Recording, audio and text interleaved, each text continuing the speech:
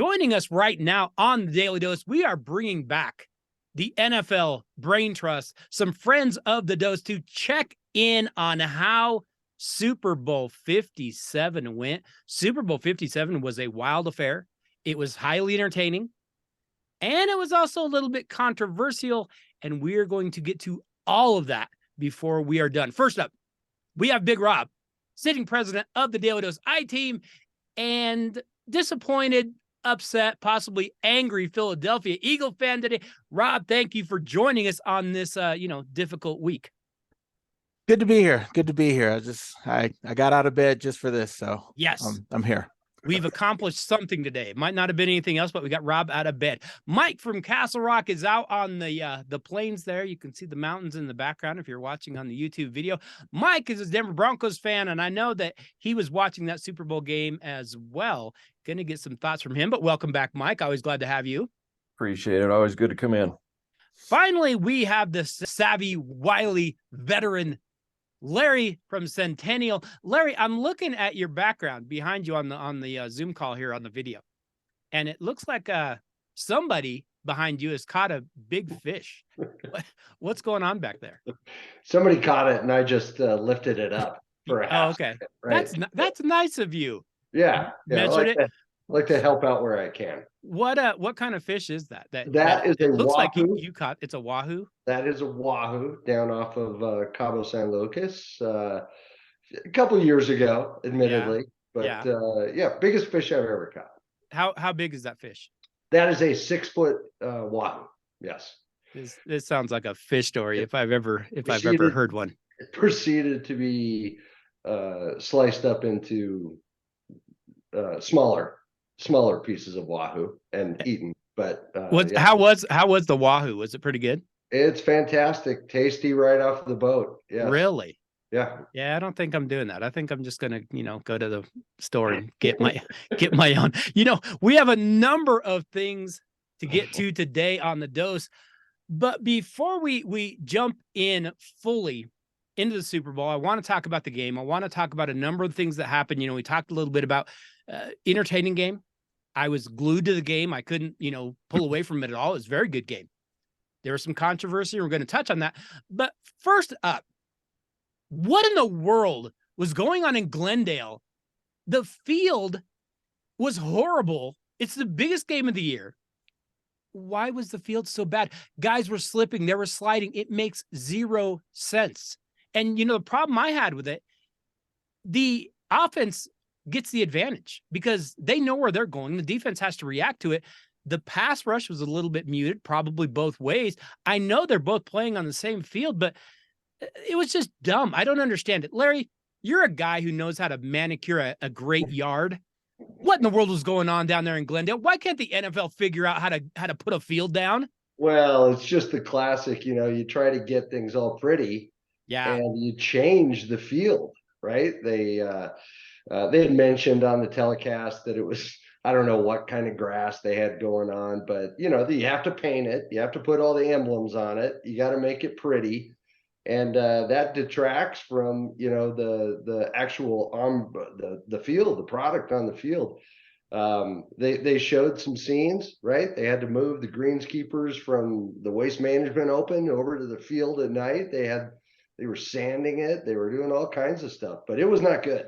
No, it wasn't. And it affected the game. You could see players slipping and sliding. And honestly, I know that we want to move it to different venues. If you can't put together a better field than that, you probably shouldn't get it back for a while until you can figure that out. And I know they were having problems with that field during the year. They went in and ripped it out and put in a new one. It was worse. I couldn't believe how bad the field actually was. But let's go ahead and jump into the game itself, because the Kansas City Chiefs pull out a squeaker 38-35 over the Philadelphia Eagles. And, the game started off, we get the kickoff, we get the whole thing, and the Eagles are going to have the first possession. And I'm waiting for them to come out and run the ball. They're going to pound it down Kansas City's throat. That's not what they did on the first drive. They went down the field, but it was through the air. Jalen Hurts was throwing the ball. Rob, you're an Eagles fan. Did that first drive surprise you at all, or is that kind of what you expected? Actually surprised me a little bit. Like you Yeah. said, I thought they would, come out running. But yeah, good game plan. From the top, throwing the ball. Like I said, move right down the field, with no issues. No, they had no issues. They went right down the field. Jalen Hurts looked very, very sharp early. They go down and they put up a touchdown quickly. Hey, maybe this is going to be Philly's day. They kick off, and the Chiefs answer quickly with that explosive passing game. Mahomes to Travis Kelce. He's rolling down the field. He's getting everything he wants. They answer right back. Now, Mike, we're Bronco fans. We're not going to apologize for it. There's no way I can cheer for the Chiefs in this game. If you're watching that game as cheering for the Eagles or whatever, did that first drive for the Chiefs kind of concern you a little bit, just how easy they scored? Well, it made me feel a little bit better as a Broncos fan, knowing that we're not the only team that cannot cover Travis Kelce. True. It was not unexpected. I mean, you had a very good Philadelphia defense, a great defensive line. But, were they not able to get the traction? A very good offensive game plan by Kansas City. Overall, it at least started off for 3.5 quarters. It was a very entertaining back and forth game. Yes, it Some was. very big plays. It was a lot of times in these big games, you get a quarter and a half of teams kind of feeling each other out. And it wasn't that way. It was haymakers from the start. Yes, right from the beginning, both teams are moving up and down the field. Second drive, Eagles have to punt. Chiefs drive, they attempt a 42-yard field goal. Harrison Butker hit the post. I do believe that was one of the bets that had to be covered, whether or not a kicker would hit the post. So the Eagles get the ball back. Hey, again, they like to run the ball. They're going to run the ball. On the next series, though, we saw some problems that run game could create because Jalen Hurts fakes the handoff. He loads up the big play, and he throws it deep to A.J. Brown, who makes a great adjustment to the ball in the air. Hurts to Brown for a 45-yard touchdown. It's 14-7 Eagles. And I'm sitting there going, hey, this is going to be an interesting game because we haven't seen the Eagles really run the ball that much yet. They're throwing the ball all over the place. Eagles get the ball back. This is now in the second quarter. They get possession. They're driving near the 50. When Jalen Hurts runs kind of a quarterback draw, he drops the ball. Chiefs linebacker Nick Bolton scoops it up for a 36-yard touchdown. This felt like a huge swing in momentum. It was 14-7. The Eagles are driving, and it maybe felt a little bit like maybe Hurts was trying to do too much. He probably should have thought, hey, I'm in trouble. Go down. He didn't want to go down easy. He wanted to fight for it. He loses the ball, and the Chiefs get back on the board. Larry, I know so many times we say whoever makes the big play wins. Sometimes whoever makes the least negative plays also wins. And the Eagles made a huge negative play here. It just felt like that momentum really shifted early on. Yeah, it did. That's how you win and lose games, though, Yeah. right? In massive games like this where the mistakes are amplified, that was a big one, right? They didn't just fumble it and just get possession where they were. That was a score, and given what we know about the first half, that was huge for Kansas City. Yes, it was. So you look at those two plays, the missed field goal, and then they get the fumble recovery for a touchdown, kept him in the game. I mean, quite honestly, you're right. Like I said, knowing what we know about that first half, Kansas City was still had some points on the board at that point, and made a huge play. So, yeah, and you wondered because the Eagles were clicking. If they go up 21-7, they go up 17. I don't know. It just had a very, very different feel to it. After that play, I was really interested to see what does Philly do now? Do they come out? Do they go 3 and out? Do they let Jalen run the ball anymore? They came back and they really, really answered. I wanted to see what do they do after adversity. Very first play call, they call a little quarterback counter for Hurts. He picks up 14 yards. The Eagles convert 2 fourth down plays. They go 75 yards to make it 21-14. Just over 2 minutes left in the half. Rob, this was a huge answer from the Eagles offense. You had to be feeling pretty good. You're up a touchdown.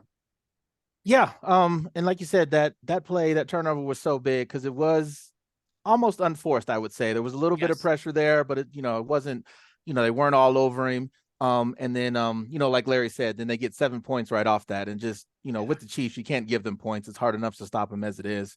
But like I said, great answer to that. And just, I think throughout the game, a lot of the calls, they kind of started off aggressive and they stayed that way, which I really liked, going forward on the fourth downs, moving the ball. And like you said, if that turnover doesn't happen, just the way they're moving it, you got to think, they're at least going to get a field goal out of that, if not a touchdown, and eat up some more clock. Well, and that's exactly what I'm thinking. And I'm looking at what they had done was pass the ball. I'm going, hey, get a lead and then start grinding it out. You're going to be right where you want to be. Ensuing drive, the Chiefs get the ball back. They are facing a 3rd and 15. Patrick Mahomes scrambles. He's tackled. He limps off the field in utter agony. All right, did anyone really think he was hurt? Because I personally thought it was 100% drama. Mike, did you buy the injury at all? I didn't think it was even a big thing. I don't know if it mattered. It was close to halftime, and you were going to numb him up and rewrap it at halftime anyway, and it showed. So, I don't know. He doesn't come across as too much of a over dramatic guy, but I don't know. It ended up not mattering anyway. But he did, having had a high ankle sprain before, and just being 2 weeks removed from it. Mm-hmm. It doesn't take much to tweak it. So no, 100%, no question about that. Had a high ankle sprain. It's all you can do to walk on it. He was doing a little more than walking. I don't even think it's Mahomes. I think it's just his generation. And I'm not trying to be old man guy, but I think it's just his generation. It is never a, dang, kind of hurt that, walked it off. It's, oh my God, I got hit with sniper fire, and they drop. They're screaming. He's on the sideline, doing the, maybe it's just me. But he came back in and played like nothing. So I'm not going to buy the whole, he was playing on one leg thing. Anyways, the Eagles get the ball back. Just over a minute left in the half. On 2nd and 1, Hurts goes deep to Devontae Smith. He makes a phenomenal sideline catch inside the 20-yard line. It's ruled a catch on the field. We see, 57 different angles. I never saw an angle that made me think this wasn't a catch. Everything about it looked like a catch. The NFL overruled it. The NFL has a problem with their rules and their definitions. They refuse to tell us what a catch is. I used to know when I was a kid. Possession, 2 feet. Possession, 2. I have no idea what a catch is anymore. I have no clue. And so they overruled this. I don't know what was inconclusive evidence. I don't know what that means either, apparently. I don't get it. I don't understand it. There was also a helmet-to-helmet shot on Devontae, wasn't even talked about. The Eagles instead did not get that catch. They had to kick a field goal to end the half. Hey, you're up 10. But if you're up 14, it feels a lot different. Eagles up 24-14 at halftime. Larry, I felt like the Eagles had missed that opportunity to put the Chiefs down by more than 10, because the Chiefs were going to get the opening kick out of the second half. And I was like, 10 isn't enough. If you go down and get a touchdown, now it's just a 3-point game. I still haven't figured out why they ruled that not a catch. I never saw anything that made me think it wasn't a catch. Yeah, I don't either. It's kind of baffling. 100% with you.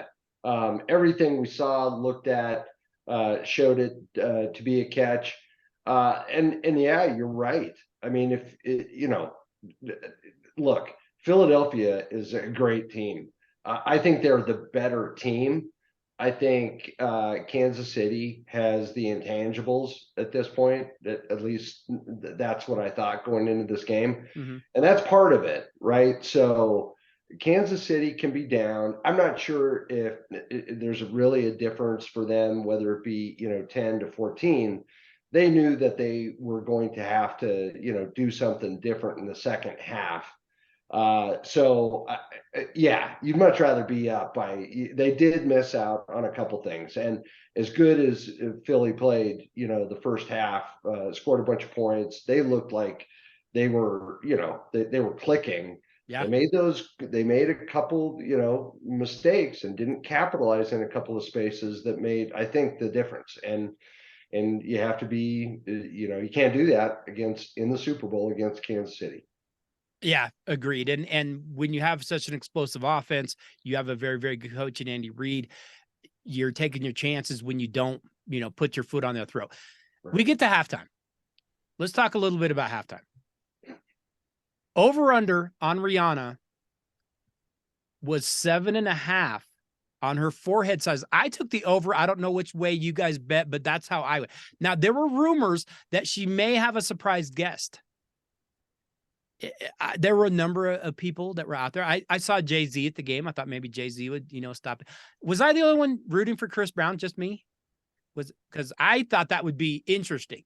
I didn't know how it would go, but I thought it would be interesting. Turns out she did not have a guest, but she had a very tight, solid show. I like Rhianna. It makes me think of being like on the beach and listening to music. So I was good with that.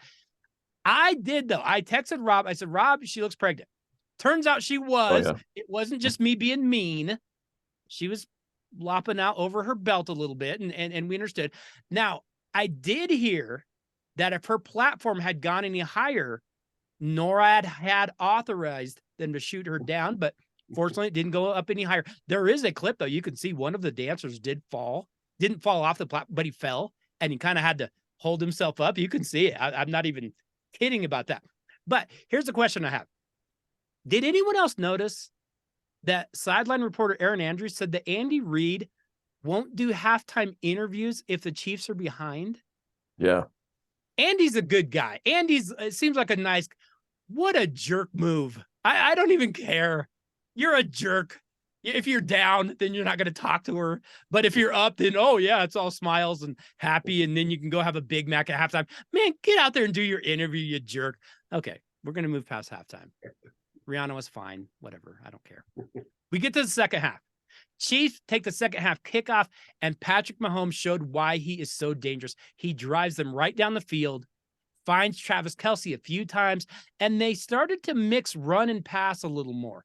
Mahomes showed his ankle was fine. He had a 14-yard scramble for a first down. Isaiah Pacheco kind of showing up a little bit. He goes in from a yard out. 24-21 Eagles. I thought that opening drive was a must drive for KC. If they go 3 and out, if they have to punt, you're down 10. It kind of felt like it might get out of hand. The Chiefs had to have a score. Maybe not a touchdown. They'd have a score, and they got it. Rob, did the first possession of that second half make you a little nervous at all? Not at that point. Yeah. Like I said, coming out of halftime, you kind of figured, they would come down and put points on the board. And I think, like you mentioned before, I think that's why the Devonta Smith call was so big. Because, if you're up 14, they get it back. You're still up 7, like a whole touchdown. But like I said, once it got down to 3, then it felt a little bit tight, but I wasn't nervous yet. Okay, so we had some missed calls in the first half. We talked about them. There was a missed call on Devonta getting hit square in the head. He had just made a catch or trying to make a catch, got hit square in the head. It wasn't even talked about in the broadcast. We saw the call get overturned on his catch, and I still haven't figured out what that was about. There was also, I want to mention in the first half, there was a hold by a Philadelphia defensive back. They didn't call it. And the announcer said they're not going to call that in a big game like this. They're going to let that kind of stuff go. You got to play through it. Thought that was very, very interesting. So now it's 24-21. Eagles get the ball back. They throw a little screen pass to Miles Sanders. He drops it. Chiefs run it back for another touchdown. And I'm going, oh my goodness. If this counts, they're going to have the lead. And I don't even know if they deserve this one. With replay what it is, I half expected it to count. They overruled it. They said it wasn't a catch. So the Eagles continue the drive. On 3rd and 14, Jalen Hurts completes a 14-yard pass, and it wasn't much more than 14 yards, to tight end Dallas Goedert. Was it a catch? We weren't sure. But the Eagles ran to the line to snap it quickly, and they took the snap, and then the refs threw a flag, and they stopped the play. And they said they threw the flag for a substitution infraction, and they stopped the play to allow the Chiefs to change their personnel. Can anyone explain how on a play that the Eagles rushed to the line and snapped the ball, there was a substitution? Because we never saw a substitution, but they stopped the play, which allowed the Chiefs to challenge that catch. Well, here's the problem. What am I missing? Yeah, here's the problem. When they throw a flag and call a penalty like that in the Super Bowl, when we haven't seen it ever before, yes, it's a problem, right? Yes. So I understand the rule. The catch was made on the Philadelphia sideline, and for that reason, the refs couldn't determine whether the Philadelphia Eagles had made a substitution or not. If they had, right, then the Kansas City Chiefs get to make a substitution. But because they couldn't figure it out, they threw the flag. Maybe somebody complained. I don't know. But again, when these calls are made in the biggest game, when nobody can understand what's going on, it gives that air of what's going on. Yes, guys, right. And that's exactly what it is, because they ended up upholding the catch. The catch counted. Yeah. But you threw a flag. There was no penalty. So why did you stop the game? Right. It looks bad. It looks really bad. It makes everyone start going, okay, now we have to hear all the people grumbling about, oh, it's fixed and it's this and it's that. Mike, what is the NFL doing? It doesn't seem like they're doing themselves any favors with these kind of calls. No, wait, but Goodell says the officiating is as good as it's ever been. That's what he's telling us. Who are you going to believe, Roger, or your own eyes? Right. Yeah, I think, we were talking a little about this a little bit before. I think overall the NFL officiating is very good. I think it's just some of these calls have just been poorly timed. Very. And on very big stages. So it's not a good look. It's not such oh God, what was that playoff game? Wasn't it the Rams and the Saints or something? With the missed interference play? The worst blown call in the history of the NFL. I mean, it wasn't that blatant. No. But it's a bad look. It stands out because of the stage it was on. Can I just lob out an idea? And I'm just a dumb hick from Broomfield, Colorado, but I'm going to throw out an idea. Can we try to take the judgment out of these judgment calls? Can we just put rules in place that I don't have to say, well, I think what it meant to be. No, here's the rule. You either follow it or you don't. When it used to be 2 feet and possession, I can look at this and I can tell if it's catch or not. If 50 guys in a bar look at it and say that's a catch, then that's a catch. Now I have no idea, because they put in all these other aspects to it. And in a lot of the rules, in the roughing the passer rules, in the catch rule, in a lot of these rules that you go, it's so subjective now. I have no idea. That's not good for the game. And you know who looks the worst out of it is the refs. They look terrible. They look like a bunch of idiots that, like Mike said, I think they get it right a lot of the time, most of the time, but man, it looks so bad when they don't. And that whole drive where that substitution and that looked dirty. And you know what it made me think of? It made me think of that game at the play against the Cincinnati Bengals, where they got a do-over. Hey guys, let's just have a do-over. That's not how this works. You don't get do-overs in this. If we could have a do-over, I'm sure there's a lot of teams. I know here in Bronco land, we'd love a do-over when Raheem Morris takes a dive on a deep ball. I'd love a do-over. You don't get do-overs, but the Chiefs got a do-over, and they kind of got a do-over on whether or not to review this play. I didn't like it. It's a bad look. Yeah. The Eagles ended up kicking a field goal. It's now 27-21 Philadelphia. But again, it feels like maybe you needed 7 there. It's only 6 now. And of course, the Chiefs respond exactly like you'd expect. They mix run and pass again. Pacheco was running extremely hard. And I thought that run game, and maybe the slippery turf, kept that Eagles pass rush off balance. Mahomes was having time to throw. He finds Juju Smith-Schuster 4 times on the next drive. 3rd and 3 at the Eagles' 5-yard line. Andy Reid is running a lot of pre-snap motion and he's getting guys wide open. Kadarius Toney all by himself for a touchdown. The Chiefs now lead 28-27, 12 minutes to play in the game. Larry, did you get the feeling that Andy Reid maybe was starting to take over this game as much as Patrick Mahomes was? Yeah, 100%. I mean, it starts to amaze you a little bit, right? When guys are that wide open, when one receiver, Juju, gets, multiple catches, things are starting to click. And man, they could not defend the receiver cutting, the slant play and then cutting to the corner of the end zone. I mean, those plays were wide open, easy touchdowns. Yeah, they were. And I was surprised by that because Philly had been so tough in those kind of plays and short passing game and getting pressure on the quarterback, and they were struggling and blown coverages. Both these touchdowns coming up, they're blown coverages, and something made Andy Reid say, hey, we can exploit this, and they did. The Chiefs defense, not the offense, actually forces a 3-and-out. They get a punt, and it's not a very good punt. It's a line drive. Yeah. Returner Kadarius Toney returns it 65 yards to the Eagle 5-yard line. Longest punt return in NFL or Super Bowl history. The Chiefs, once again, confuse the Eagles defense. Mahomes finds Sky Moore, this time another wide open touchdown. Now it is KC 35, Philly 27. There's 9 minutes to play, plenty of time. But while the Eagles were so dominating early, it felt like they were kind of falling apart a little bit now. The defense can't get a stop. Rob, you've been watching that defense come up with plays all year. You had to be going, come on, turnover, a tip ball, something. You got to come up with something. Get some pressure on Mahomes.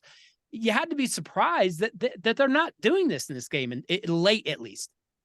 Yeah, I was. And I think they even mentioned it on the broadcast. Like, you got to change it up. You got to try something different. Because like you said, Andy Reid just kind of got into his zone, making the calls. And like you said, there's so wide open on 2 of the touchdowns, just walk-in touchdowns. So like you said, I don't know if it was shock or what, but just something, had to change in that second half. And it was just almost like, there were no adjustments. They just kind of just stayed in the base and nothing. And like I said, at this point, you need some kind of turnover because now they're kind of hitting their stride. So like I said, blitz, something to change it up. And it just never happened at all in the second half. I always wondered when Denver had their Super Bowl team in 2015, and not to bring this back to the Broncos, but I will. There were times that defensive front with just 4 could get pressure on the quarterback. And there were times I felt like the coaching staff sometimes became stubborn. I'm not blitzing. We don't have to blitz. Oh, okay, but sometimes you do.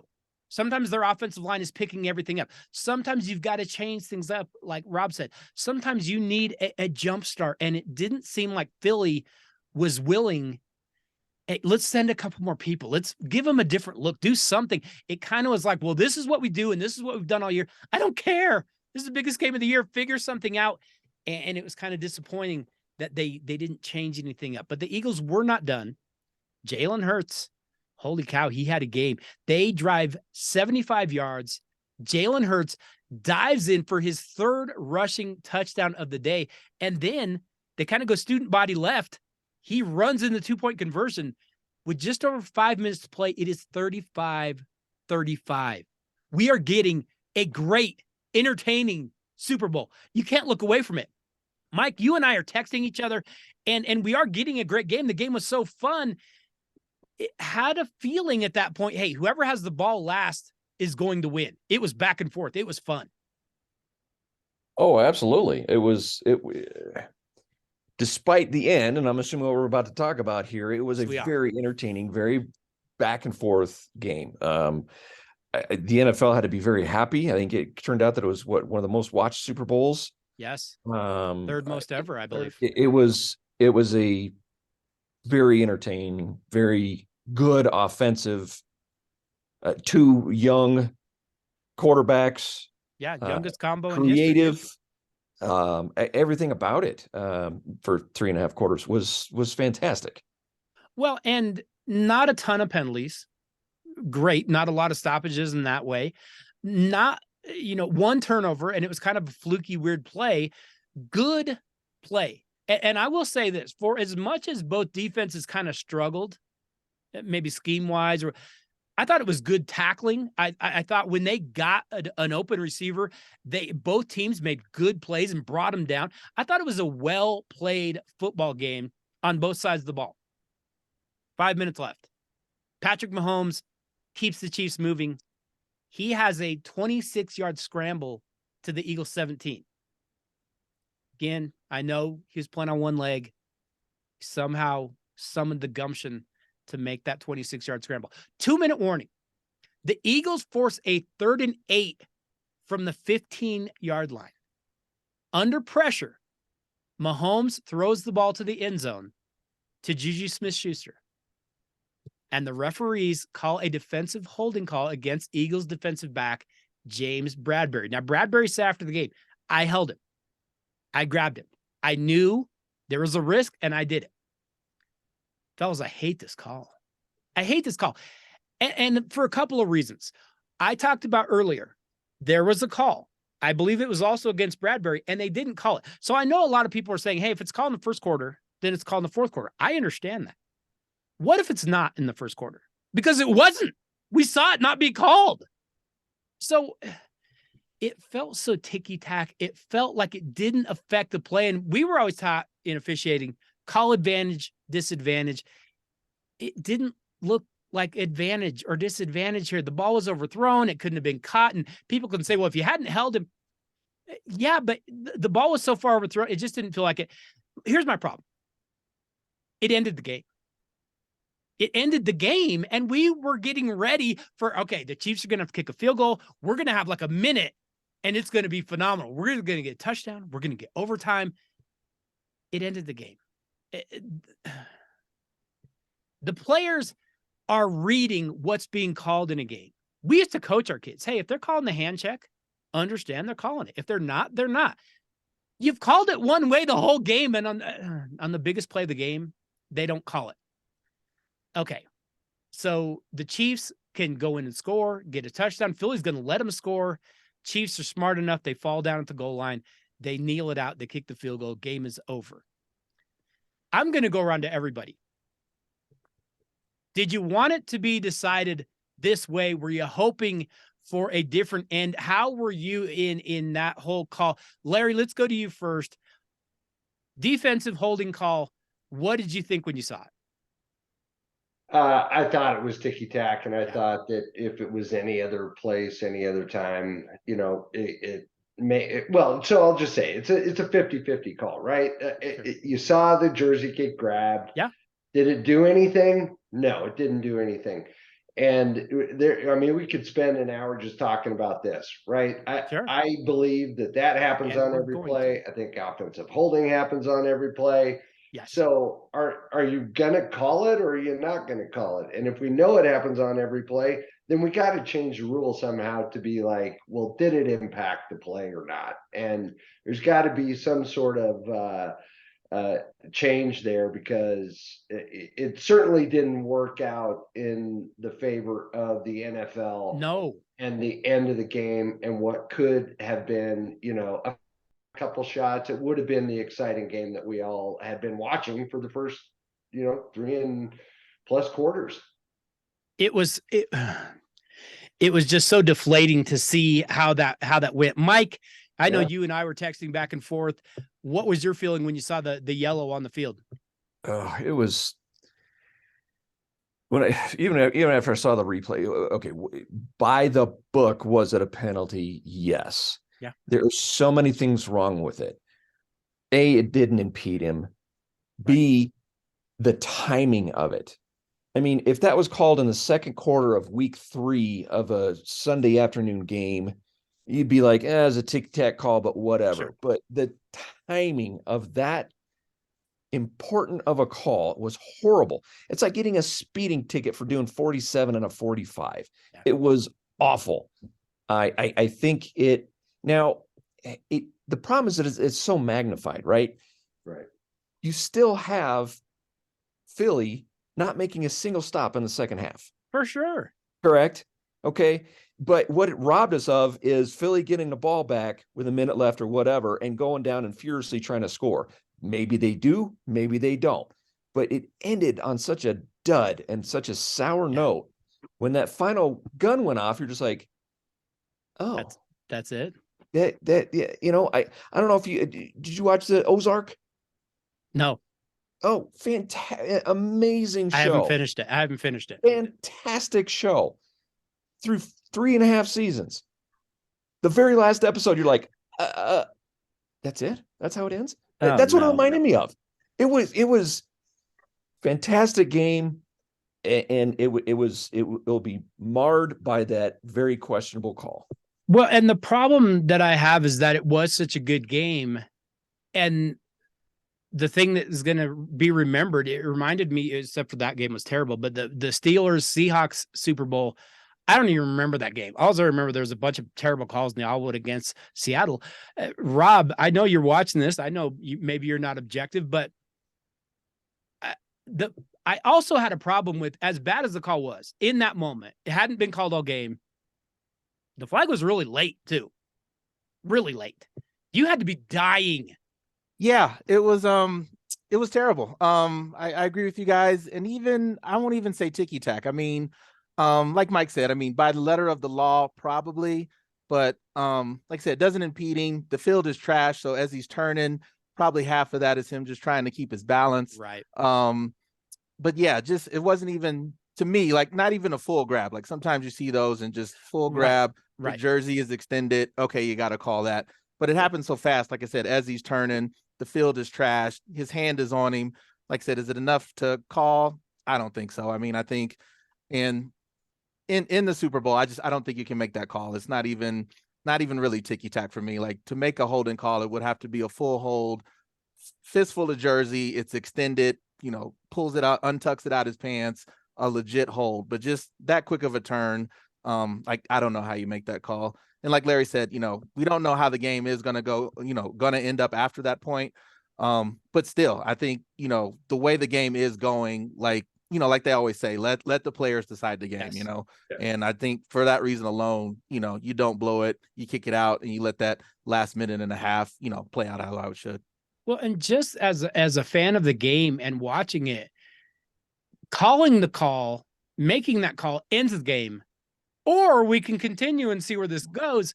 Who doesn't want more? It was just absolutely painful. Now, I'll be very honest. I don't always watch sports talk. I don't listen to a lot of it, but from what I saw on ESPN, they kind of glossed over it. They kind of went to the, hey, Chiefs, great game, and Mahomes and that kind of thing. And I understand it. Andy Reid, hey, phenomenal job. I get it.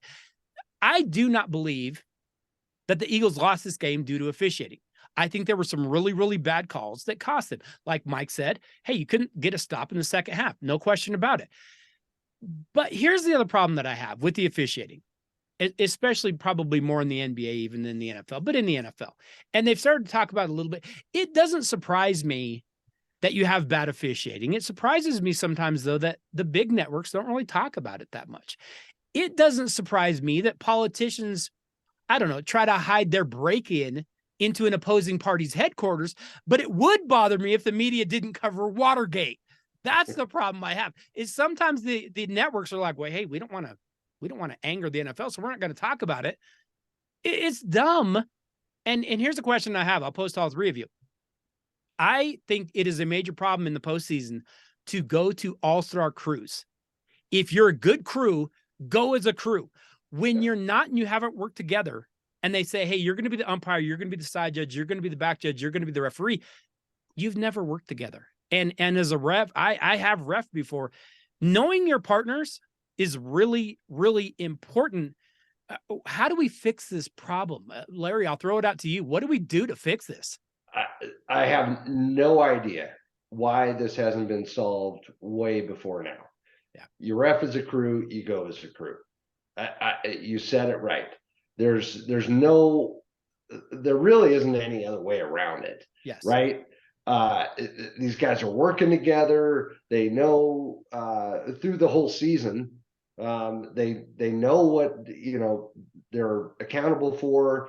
They know what they should be doing. They're gonna call the game more consistently across the board because they've been doing it. I have no idea why they don't handle things like that. It's so obvious, right? You would It is think so. 100% obvious. And hey, look, I get some guys get better, you know, they grade out, but get the best graded group, send them there. It makes an absolute no sense to me. Mike, do you have a fix for the officiating in the NFL? Is there a fix, or is this just what we have? No, I don't know if there's a magic wand to fix everything. I think keeping crews together would be a step in the right direction. I think you wouldn't have the goofiness with the substitution and let's blow the play dead. I don't think they were on the same page there. Not at all. You mentioned the gaff with Cincinnati at Kansas City where they got a replay, because I don't think they were on the same page there. Yeah. I don't think it would have made a difference in the bad holding call, but I think it may eliminate some problems, but not all. Going back to that call, I guarantee you could watch every single passing play, and there are holds or interference that are as bad, if not worse than that, on every single play. Yep. Every single one, unless it's a completely blown coverage. There's hand fighting, there's jersey tugging, there's pushing off without extending. There's so many worse plays than that. It looks so bad, the timing of that call. If that was made in the first quarter, we wouldn't be talking about it. Agreed. And the problem I think that so many of us had is there hadn't been a defensive holding. There hadn't been a pass interference all day. Only one with a minute left to play. That favored the team that was getting a lot of breaks anyways. Rob, is there any way to fix the officiating in the NFL? Is there any kind of thing we could do to get something better out there? Not really. The only thing I'd add, and I think you mentioned it before, is just try to make it simpler, like you said. Yes. When it goes back to the catch, so it's easier for everyone to understand, because I think that is a part of it too. Because you look at it and it, like I said, it just doesn't look right, and maybe that is the letter, of the law or the exact rule, but maybe just make everything just a lot simpler. So you can see from the naked eye, okay, yeah, that's a hold. He had his jersey out, or 2 feet down, it's a catch. Just simple, and not so much extra added onto it, on the backside of it. Completely agree. And the NFL has a definitions problem. And when you say he has to make a football move, I don't have any idea what that means. Does that mean he's got to, go full Walter Payton and get the hand out? I don't know what that means. But when they say silly things that are completely subjective, they're doing a poor job of putting definitions out there. And then it leads to silly nonsense a lot of times. Did anybody think that at some point we're going to see, Philly with their little quarterback sneaks that they run, and then they go push and just shove Jalen for about 5 extra yards? Are we going to see that banned? We're going to see that banned, right? They're going to, because somebody's going to get injured doing it, aren't they? Like, we're going to, and it's not just the NFL, and it's not just Philly. Everybody's doing it. It used to be you couldn't take your ball carrier and like pick him up and carry him down the field. Everybody's doing it now. College, NFL, they've got to ban this, don't they? You can't do this. That's breaking that used to be breaking the rules. Larry, can they just ban the push? I don't know. I think it's kind of funny. I do too. Yeah. So I don't know. I look, if it works, and I don't know how you would ban it though. Can you well, it used to be you couldn't push a ball carrier. Right. And they've relaxed that and they've allowed it. But I know eventually we're gonna talk about player safety. Let's not get into creating more problems for ourselves. When a ball carrier is 10 yards down the field and you see a lineman come and just barrel into his own guy just to get the extra yard. Yes. Is he really pushing him, or is he, was he pushed into him? Right. So I don't know that we need to create more rules. I think it's kind of good. It's funny. And I love the guy on the other side of the line of scrimmage who jumps on top. Yes. Just to get carried along with. Just go with the wave. He's riding the wave. If your feet aren't on the ground, how much impact are you going to have Yep. on stopping the guy? So Yep, no I love chance. to see the guys jumping on top and just kind of, I don't know, going with the flow. Yeah. It seems pretty silly to me, but it's always a fun play. Oh, it's entertaining. Every time Philly got in that short yardage formation, I was just on the edge of my seat. I'm like, okay, who's going to get crushed? Because somebody's going to, and I'm going to laugh. Yeah, it's highly entertaining. I'm waiting for him to ban it, though. Did anybody see any commercials that stood out to them? I know we've gone through the game and KC won, but it used to be, not to go too old guy here, but it used to be commercials were a big deal. We'd see the new Coke. We'd see the new Budweiser. We'd see the... I didn't really see anything. I was kind of bored with the commercials. Did anybody got anything? I got nothing. I like the Doritos Breaking Bad commercial, but I'm a huge Breaking Bad fan, so that was a good one for me. Okay. Bringing back Tuco and Jesse and Walter, I thought that was a really good one. Yeah. Anybody else got anything? You look like you might have spent a week in a meth RV sometime. So It literally looks like the RV could pull up right behind him right now. they're so watered down now because you can't offend anybody, and that's a lot of one commercial that flew under the radar, and maybe you guys saw it. I know I saw it, was the Grand Lodge Casino commercial. I don't know if you guys saw that. I missed that. I must have walked out to get more Doritos. It's the place for fun. Is it? Yeah, that's what they say. Yeah, so I thought that was really good. And Jesus showed up a few times. I did see Jesus show up a few times. I'm sure somebody was offended by that, but right. I don't know. I saw the preview for the movie Air with Ben Affleck and Matt Damon telling the story about Nike signing Michael Jordan. Maybe I'll watch that. I don't know. I didn't see much. I thought the commercials were just real bland. Rob, anything stand out to you commercial wise?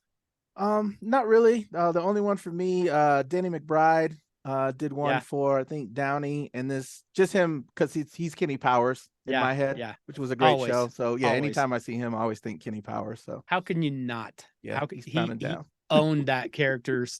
So good. He's pretty good in whatever he does. MVP, of course, goes to Patrick Mahomes. He went 21 of 27, 182 yards passing. He had 3 touchdowns. Like we've mentioned already, they scored every single time they touched the ball in the second half. And I know people are acting like he was playing on one leg. I saw him after the game. He was standing in all his interviews. We've all had high ankle sprains. None of us were standing, but we'll go on. Anybody else have any other nomination for MVP? I honestly think you could make a case for maybe a Nick Bolton, an Isaiah Pacheco. Kadarius Toney had a big game. Anybody got anybody else, or was it just Mahomes all the way? Yeah, I think it was going to be, when Kansas City won, it was going to be Mahomes. He's a great quarterback. He spreads the ball all over the place. Injury or not, he made plays, especially that long run at the end of the game. Pretty much, won the game. I think for him,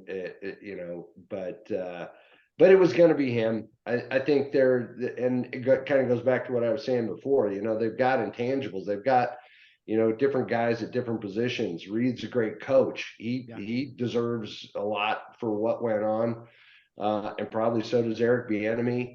So I think it was going to be him. I can't think of anybody else that deserved it more than he did.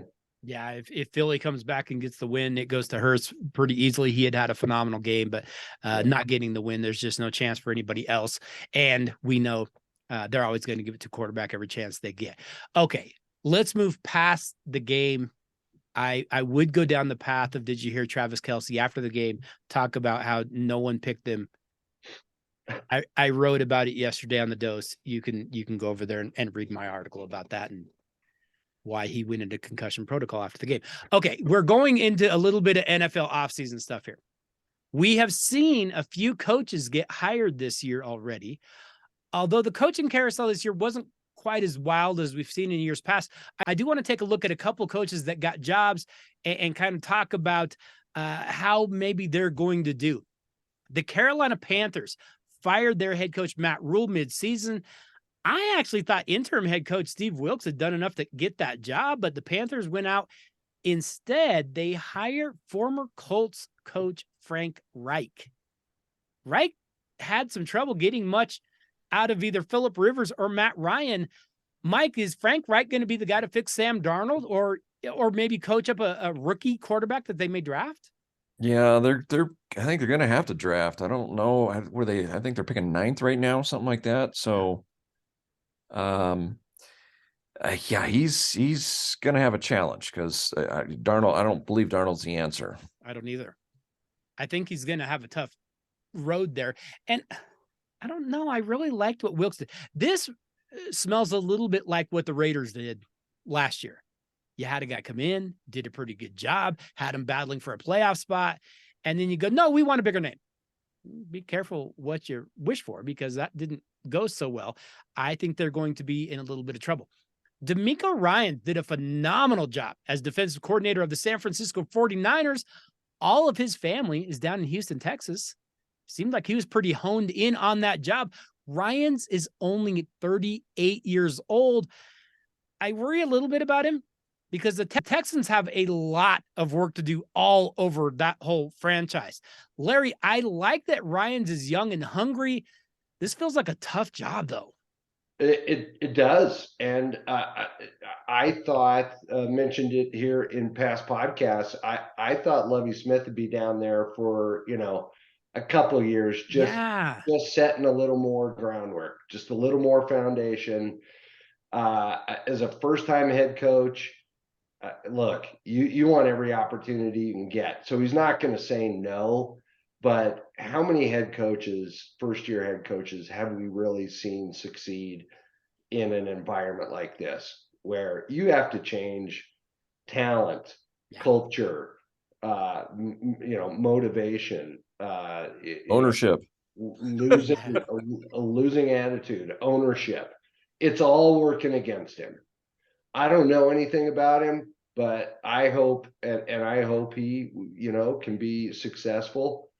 Because those are great stories to see coaches, turn things around. But man, it feels like, it's a really uphill battle.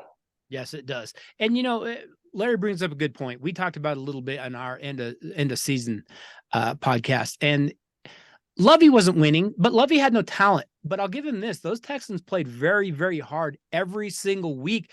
You had to show up, or they would almost beat Kansas City. Remember that game? Mm-hmm. His team played really hard. They played well together. They just weren't very good. I wish they had given him a little more time. I think Ryans, I think he has a bright future, hopefully, if they don't break him.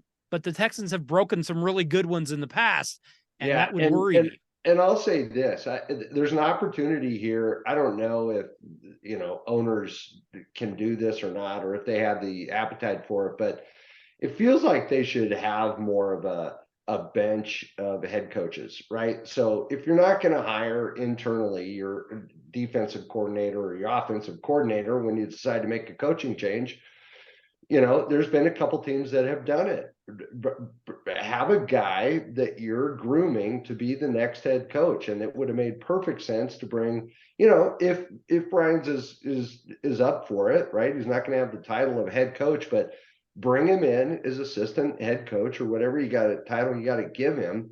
Have him, be mentored by, the Lovie Smith, and then he can, kind of move right in there with knowing a little more about what it is to actually do the head coaching job. So seems like, hey, look, there's very few coaches that last, a long time. There's going to be turnover, and you're going to want to have to, hire the next guy that is going to be successful. Feels like they should take the opportunity to do something like that. But Houston feels so poorly run right now from the front, from the very top, that I don't know. That seems like a poisonous situation to me. We all know here in Denver, the Denver Broncos had a miserable season. They fired head coach Nathaniel Hackett after maybe the worst coaching job that we've seen. It's like him and Urban Meyer kind of neck and neck. They looked at DeMeco Ryans. They looked at Jim Harbaugh. they finally pay a ton to former New Orleans Saints head coach Sean Payton. Hey, Payton is a proven winner with a franchise, we might add, that never won anything. The Broncos paid a high price to get him, though. They gave up draft picks. They gave up a ton of money. Rob, you're the only objective one here. Is Sean Payton the guy that has a chance to fix this mess? Absolutely. I think, like you said, I know they had looked at a couple different people, but I mean, I think he was always the guy, you know, going into, paid a lot for him, but they can afford it. And I think probably worth it. Like I said, you know, veteran coach, clearly a good coach, someone that demands respect off top. You know, first day he steps in the locker room. So yeah, great hire, I would say. I would agree. And you try not to be too much of a homer with a hire like this. You always are kind of trying to look on the bright side, but you try not to be too much of a homer. But who else even has a prayer of fixing this? D'Amico Ryan seems like he's a very bright young kid. This is beyond his pay grade. I hate to say, maybe Jim Harbaugh would be okay. Maybe he's kind of a weird dude. He has a short shelf life. I'll give him that. But I don't know if he could have fixed this. Sean Payton feels like if anyone possibly could fix it, it's got to be him. People forget that Drew Brees' career was in serious doubt when he went to New Orleans. He had blown his shoulder. We didn't know if he was going to play. He wasn't great in San Diego. He was okay. And Sean Payton made him not just an all-star and write his name all over the record books, won a Super Bowl in New Orleans. Mike, I mean, well, I don't know if Rob's old enough. We're old enough to remember the Saints were the Aints, and they never won anything. They really haven't won anything since. Sean Payton won there. There's something to that. And I think what a top 3 offense 10 years in a row there. Yeah. I mean, that's what we were salivating for in the offseason last season, right? Yes. It was okay. We were a quarterback away from in all these tools, all these weapons. Right. We were a quarterback away, and boom. Apparently we were a coach away too, because that was a disaster. The fact that he's already come in here and said, oh, that whole separate coaching staff you got there, Russ, yeah, that's gone. Boom. Step number 1. I love it. You are on the same level with everybody else. You're a teammate. He's talking to Rex Ryan, which would be dynamic for our defense. Would be dynamic. Oh my God. I don't know. I'm tempering. I spent the entire offseason from the announcement of getting Wilson. Right. Being on cloud 9. So I'm tempering my enthusiasm, but I'm excited. Once again, I'm excited. Let's hope Lucy doesn't pull the football out again on me as I go to kick it. Right. I think this was the right fit. Hey, get ready for people to complain about Sean Payton. We don't like his moves. We don't like the way he deals with the media. That stuff's coming. I don't care. Sean Payton, do whatever you want. It's all you. You go do whatever you want. I turn the reins over to him. Larry, are you good with that? Are we okay turning this over to Sean Payton? I'm 100% turning it over to Sean Payton. Yeah. You know, things. Ultimately, do we know who Bronco ownership really wanted? But as the list kept getting smaller and smaller, there was one guy that, you know, was still there, and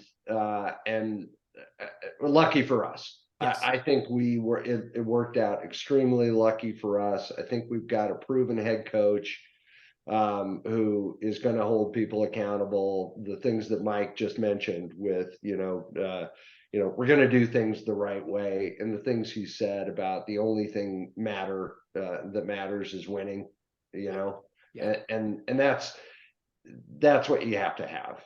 And people are not going to be, it's going to be a different, approach. And I, for one, am very happy about that. I think I told you, we should be right now at this stage more excited right now about his joining than we were last year when we were all, giddy and about Russell Wilson joining.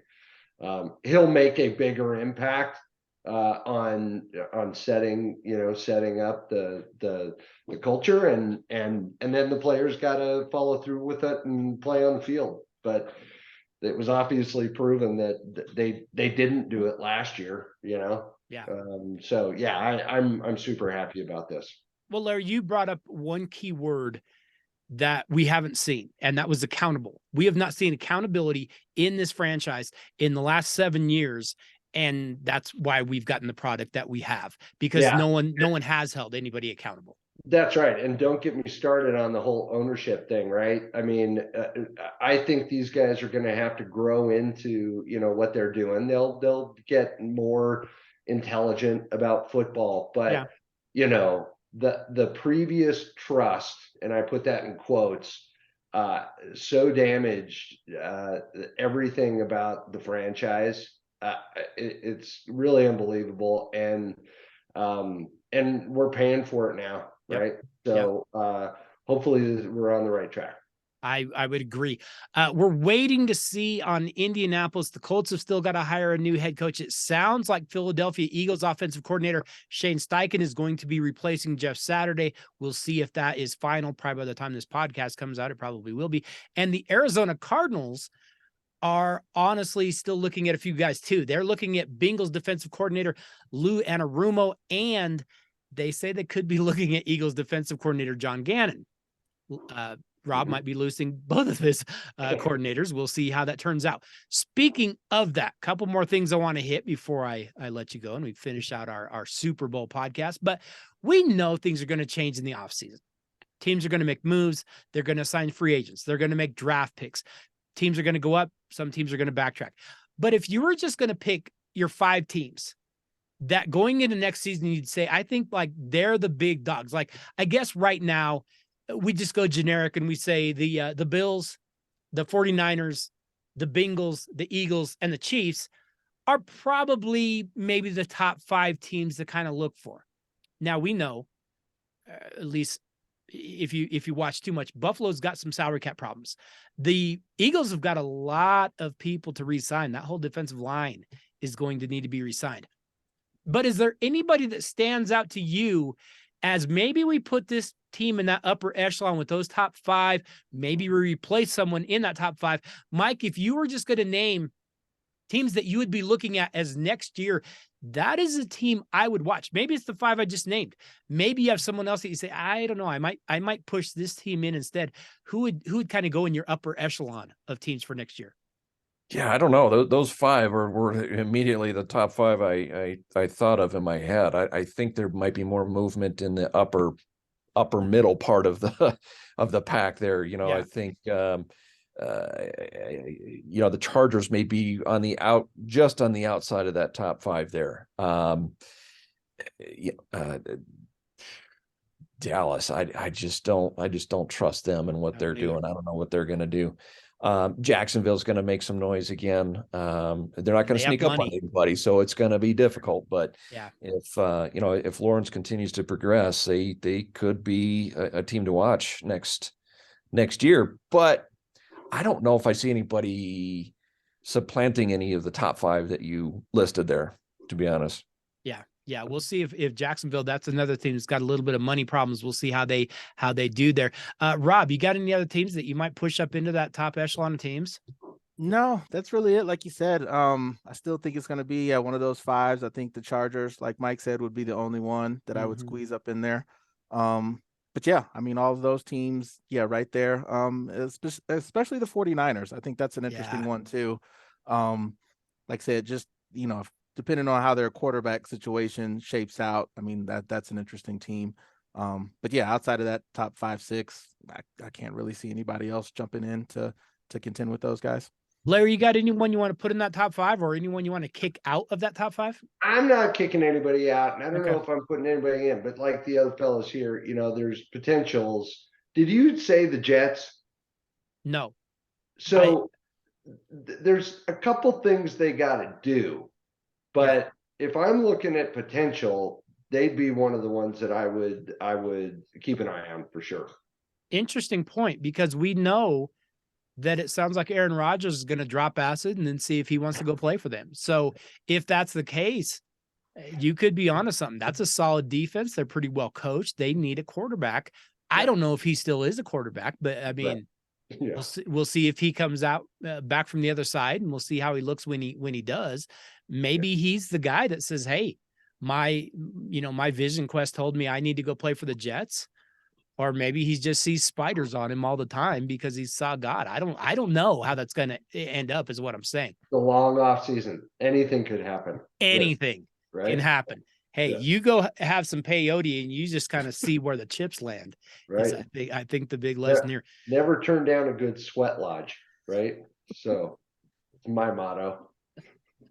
We can see, never turn down a good sweat lodge with a 6-foot wahoo. No question. No question about that.